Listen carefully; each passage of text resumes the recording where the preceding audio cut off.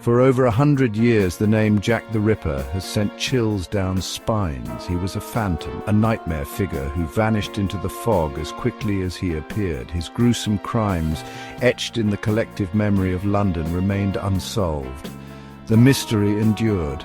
Countless theories were proposed, debated, and ultimately discarded. Was Jack a doctor driven by a macabre fascination with anatomy, or perhaps a vengeful madman taking out his rage on innocent women? Each new lead seemed to lead to a dead end. The identity of Jack the Ripper remained elusive. But the passage of time did not diminish the desire for answers. The victims, forever silenced, deserved justice. The families, forever haunted, deserved closure. And the world, forever captivated by this unsolved enigma, deserved the truth.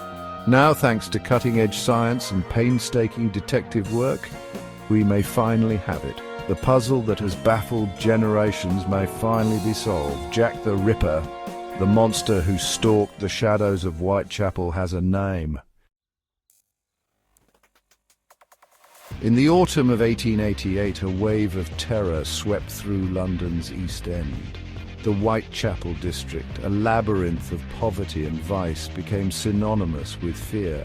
Women, many of them living on the fringes of society, were disappearing from the streets only to be found brutally murdered.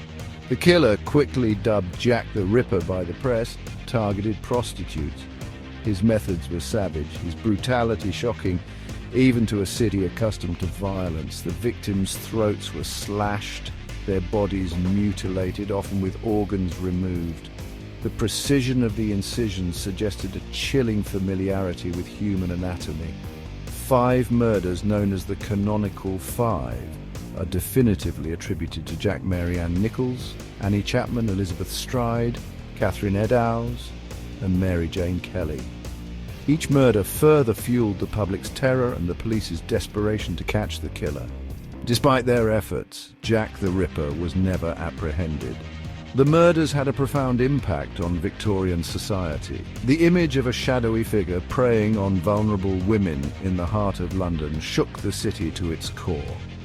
It exposed the stark inequalities of the era, the vulnerability of the poor, and the limitations of the police force in the face of such a cunning and elusive adversary.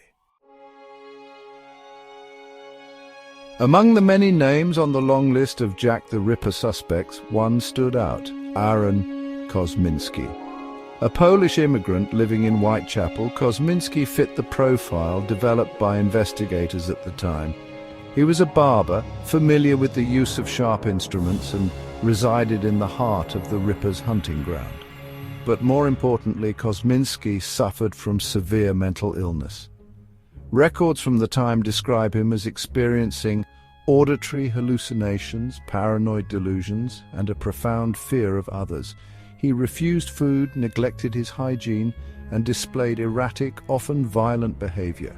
In 1891, just a few years after the Ripper murders ceased, Kosminski was committed to a lunatic asylum. He spent the rest of his days confined, deemed too dangerous to be released back into society. This timeline, coupled with his mental state and proximity to the crimes, made him a prime suspect in the eyes of many. However, without concrete evidence, Kosminski remained just another name on a long list of potential Ripper candidates.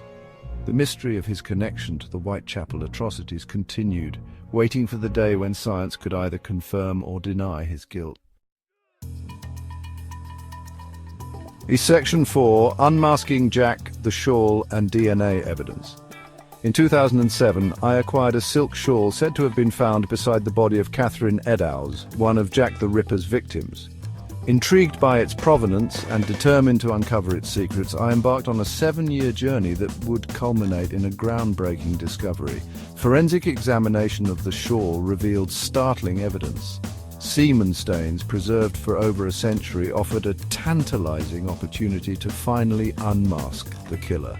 Utilizing advanced DNA analysis techniques, we compared the genetic material extracted from the shawl to samples provided by descendants of both Catherine Eddowes and Aaron Kosminski. The results were undeniable. The DNA from the semen stains matched Aaron Kosminski's descendants with a high degree of certainty. I've got the only piece of forensic evidence in the whole history of the case, I stated upon the release of my findings. I've spent 14 years working on it, and we have definitively solved the mystery of who Jack the Ripper is. The Shawl, once a silent witness to a horrific crime, became the key to unlocking one of history's most enduring mysteries. The DNA evidence, meticulously analyzed and independently verified, provided the long-sought-after link between Aaron Kosminski and the Whitechapel murders. After more than a century of speculation, Jack the Ripper had a name. Section 5. Doubts and counter-theories. The revelation that Aaron Kosminski was Jack the Ripper sent shockwaves through the world. However, as with any cold case, particularly one as infamous as this, skepticism and alternative theories persist. Some critics have questioned the authenticity of the shawl itself, while others have pointed to the potential for DNA contamination over the years. Furthermore, alternative suspects continue to be put forward. Author Sarah Bax Horton, for instance, makes a compelling case for Hyam Hyams, a disabled cigar maker, in her book One-Armed Jack. Horton argues that eyewitness descriptions align more closely with Hyams and points to his institutionalization after the murders ceased as further evidence. It is crucial to approach all historical investigations with a critical and open mind, Horton emphasizes. While DNA evidence can be compelling, it is not infallible and should be considered alongside all other available evidence. The debate surrounding Jack the Ripper's true identity is unlikely to be settled definitively anytime soon. However, the DNA evidence linking Aaron Kosminski to the crimes represents a significant breakthrough in the case. It provides the most compelling lead in over a century and opens up new avenues for investigation, potentially bringing us closer than ever to understanding the motivations and madness of one of history's most notorious killers.